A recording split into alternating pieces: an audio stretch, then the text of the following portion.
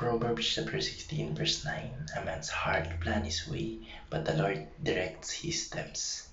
Magandang araw, ang tatalakayin po natin ngayong araw sa ating daily devotion ay ang determinism.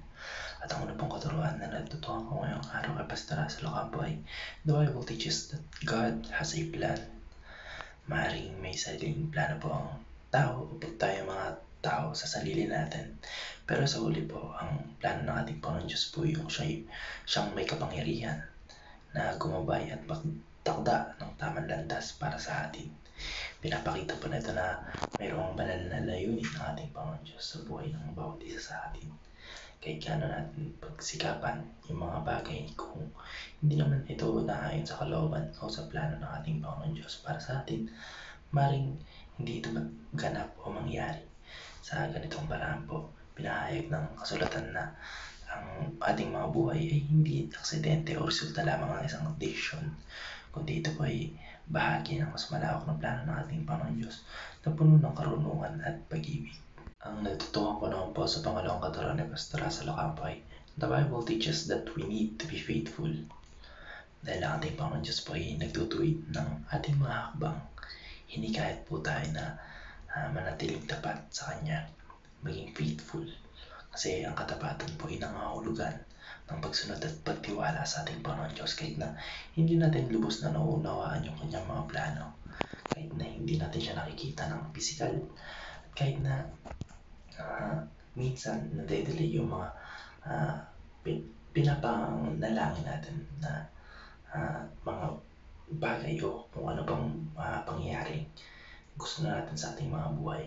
Kung tayo po ay nananatili sa kanyang kalooban, ginagabay niya tayo tungo sa tamang direksyon. At alam po natin palagi na God's way is the best way. Kaya ang pagsisikap at pagpaplano po ay mahalaga. Pero kung wala po tayong pananampalataya, maaaring magkamali tayo sa ating mga hakbang. Kaya ang pagiging tapat sa ating Panginoon Diyos ay nangangahulugan ng pagsuko ng ating sariling kagustuhan upang bigyan daan yung kanyang mas mabuting plano sa atin. Kagaya po ng sinasabi palagi sa church na let Jesus drives o hayaan mo si Jesus ang mag-drive ng iyong buhay. Kasi nga po, kapag sumunod ka sa kanyang plano ay hindi ka mapapahamak. Kagaya nga po ng mga magulang na walang gustong gawing o walang planong pahamak yung kanilang anak, ay ang ating Panginoong Diyos po ganun din po o masigit pa. Lahat po ng plano niya ay para din sa ikabubuti natin. Ang natutuhan ko naman po sa mga katuruan ni Pastor Russell Ocampo ay the Bible teaches that humans are created free. Bagamat may plano po ang ating Panginoon Diyos, binibigyan niya po tayo, mga tao, ng kalayaan upang magdesisyon at magplano para sa kanyang buhay.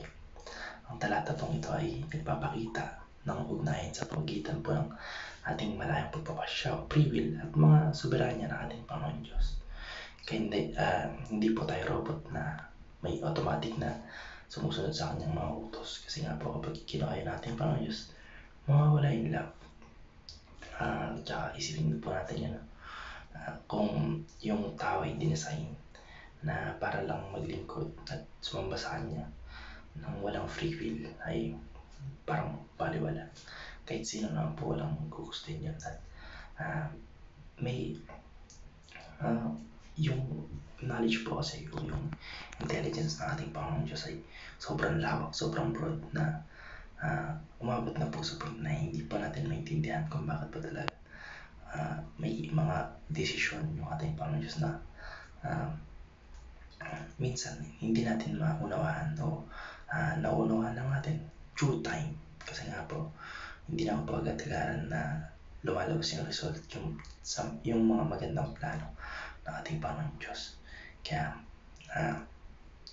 ayun, pumasok lang sa isip ko kasi may nagtanong kanina kay Sir Khalid kung bakit, Pastor Khalid rather, kasi nga po kanina merong parang talk sa CLCC nung EBC to Success 9.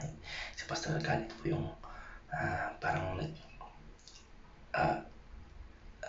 parang activity kasi tatanong kami sa kanya and he will answer in his best in the best of his, basta yun, sa kakayahan niya. At ayun nga po, may tumanong na bakit alam ko, pagkakaalam ko si Amire, tinanong niya, bakit hindi na lang pinalis ng anghel si Satanas ayun nga po, nung pinakain siya ng fruit of knowledge, sila Adam and Eve. At bakit, tawag dito, bakit tinayuan pa ng puno yung tree of knowledge doon sa may Garden of Eve, kung pwede namang wala na. At sinabi pa ni Pastor Khalid na kung wala yung tree of knowledge ay magiging parang robot yung tao, magiging useless. Sobrang lawak ng intellect ng ating Panginoon Diyos na may mga desisyon siya sa buhay, o may mga desisyon siyang ginagawa para sa ating mga tao din. At ayun nga po, hindi natin masukat yung kaalaman, o hindi natin kayang mapantayin yung kaalaman nating Panginoon Diyos. Kaya may mga ginawa siya o nilikha na tawag dito, minsan ay hindi natin makuha agad o hindi natin magets. Gayunpaman, yung tunay po na tagumpay at katuparan ay makakamit lamang kung sumunod po tayo sa mga direksyong itinuturo niya. Kaya ang ating kalayahan po ay dapat gamitin ng may pananampalataya, paggalang at pagsunod sa kanyang kalooban. Yan lang po. Maraming salamat and God bless. Amen.